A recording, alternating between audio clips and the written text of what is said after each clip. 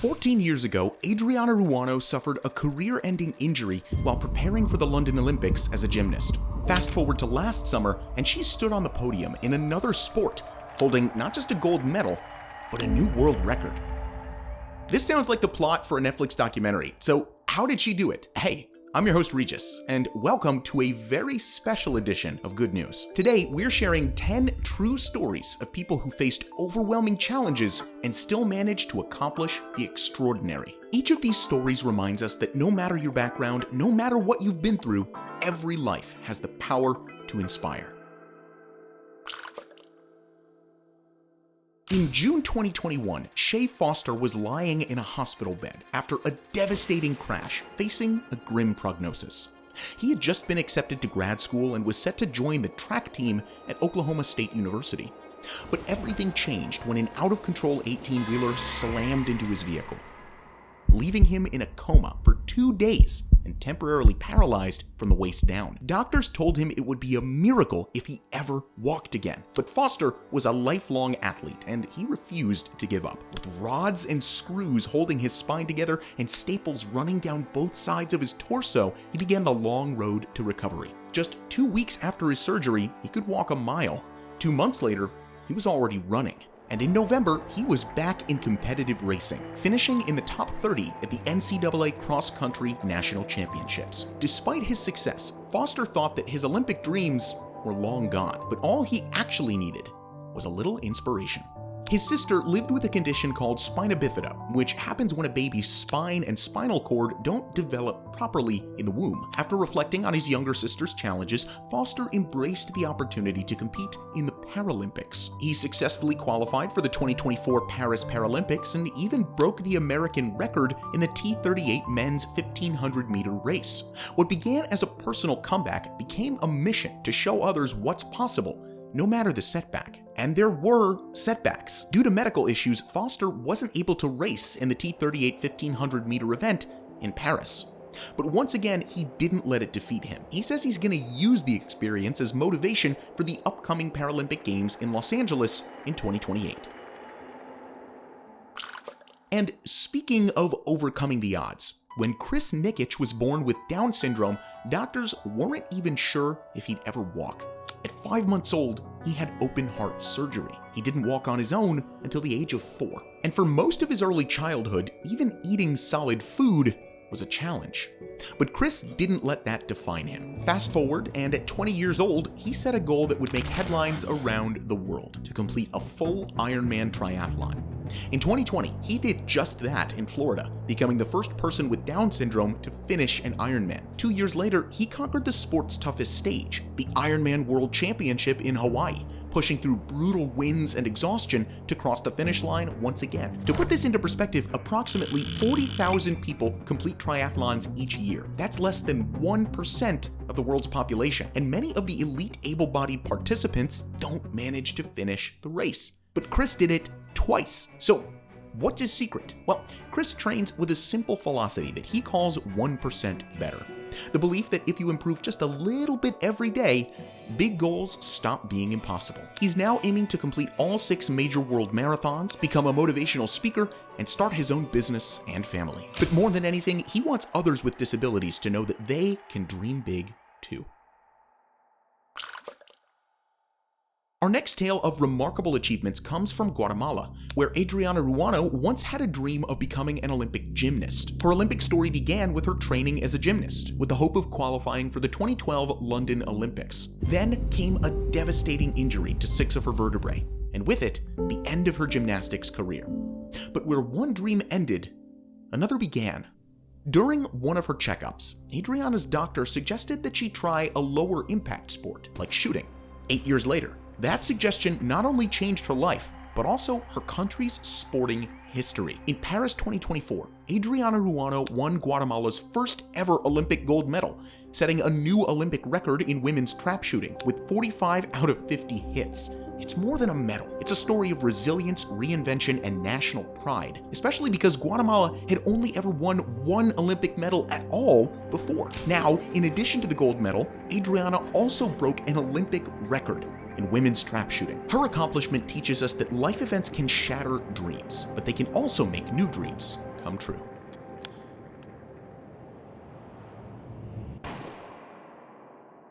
If you thought that was impressive, wait till you meet a 17-year-old who swims with purpose. At such a young age, Merhige has already joined the ranks of the world's toughest open water swimmers. The teen from Berkeley, California, recently completed a 22-kilometer swim across New Zealand's notoriously rough Cook Strait. Known for strong winds, frigid water, and unpredictable currents, it's one of the most daunting swims on the planet. But for Maya, it's just the latest chapter in a remarkable journey. She's now completed 4 of the 7 swims in the Ocean's 7, a marathon swimming challenge consisting of 7 open water channel swims. She became one of the youngest swimmers to complete the coveted Triple Crown of open water swimming, having already conquered the English Channel, Manhattan Island, and California's Catalina Channel. But there's more to her story than just her records. Since age 9, Maya has used her swims to raise more than $125,000 for cancer research through Swim Across America. Her goal isn't just to swim across the finish line, but to turn every mile into hope for someone else. She swims in honor of friends and family battling cancer, writing their names on her swim cap to bring them with her on each journey. As she prepares to start college this fall, Maya's not done yet. She plans to continue swimming, fundraising, and inspiring others with every mile she swims. From deep waters to deep space, our next story proves that life can take us on the most unexpected journeys. John McFall's passions were sports and medicine. After losing his leg in a motorcycle accident at 19, he had to learn to walk and run again, but that didn't hold him back. McFall won bronze at the 2008 Beijing Games as a Paralympic sprinter and became an orthopedic surgeon. But fate would have him looking up at the stars. In 2022, he joined the European Space Agency's Astronaut Reserve as part of the FLY feasibility study. The study focused on adapting mission requirements, space hardware, and medical protocols to explore whether astronauts with disabilities could safely live and work in space. After 18 months of research and training, the study concluded that it's technically and medically feasible for someone with McFall's condition to serve as a fully integrated crew member in orbit. He now enters the next phase, called Mission Ready, which involves final hardware certifications, further training, and planning for potential science aboard the International Space Station. While no specific flight assignment has been made yet, McFall is now eligible for one. And who knows, maybe he'll actually go to space one day. And speaking of rewriting the rules of space exploration, our next story takes that idea one giant step further. Since the beginning of space exploration, only government-trained astronauts have had the chance to go. But in September of 2024, that all changed. Jared Isaacman, a billionaire entrepreneur, and SpaceX engineer Sarah Gillis became the first private citizens to perform a spacewalk 700 kilometers above the Earth. Their mission, also known as Polaris Dawn, launched from Cape Canaveral, Florida, and marked a new chapter in commercial spaceflight. Unlike past missions, Polaris Dawn wasn't backed by NASA or any government for that matter. It was privately funded, privately trained, and privately executed, proving that commercial spaceflight can now handle one of the riskiest and most complex operations in orbit. It means that now more scientists, engineers, teachers, and even regular civilians can work or explore beyond the Earth. But of course, missions like these are still very expensive and highly specialized, so it's definitely up for debate whether this is good news in the long run. But on the other hand, Polaris Dawn was also an opportunity to test a new generation of spacesuits built for long-duration travel, with heads-up displays and modular safety systems. The lessons learned will directly shape gear for future missions to the Moon, Mars, and beyond. Our next story takes us back to Earth, where one of the NBA's greatest just reminded us that age is only a number. Before he was King James, LeBron James was a kid from Akron, Ohio, living off welfare while bouncing between apartments with his single mom. Just recently, he became the first player in NBA history to score 50,000 total points, regular season and playoffs combined. Best of all, he nailed the milestone at age 40 with a clean three-pointer during the Lakers' blowout win over the Pelicans.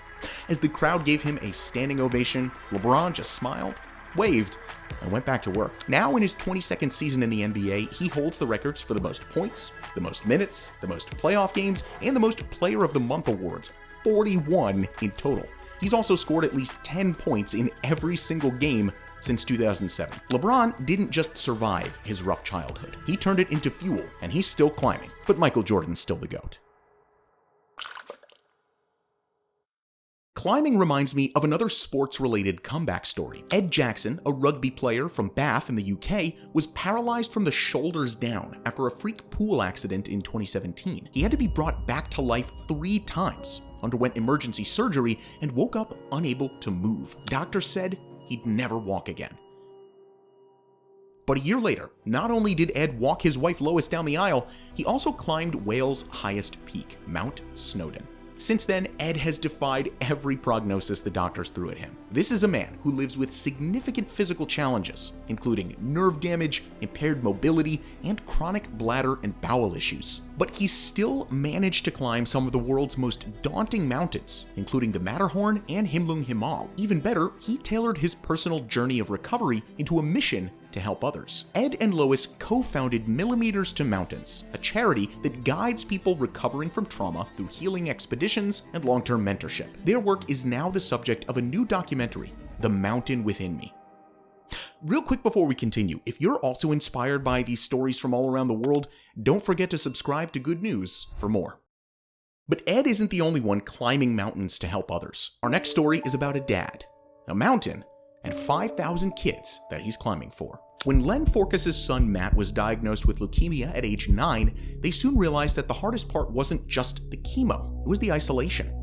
Matt missed nearly a year of school and became cut off from his friends and routine. So his dad, a tech entrepreneur, did something unusual for 2002. He set up a video connection between Matt and his classroom, and it changed everything. Matt started smiling again. His classmates saved him a seat. And that's how HopeCam was born. And now, it's helped over 5,500 children with cancer stay connected to their classrooms during treatment. Now 65, Len is about to climb Mount Everest to raise $1 million to reach 5,500 more kids. He tried it once in 2023 and had to be airlifted off the mountain with a life-threatening condition. But that didn't scare him one bit. And this time, he's back with stronger training and even more purpose. Because for many of these kids, every day is Everest.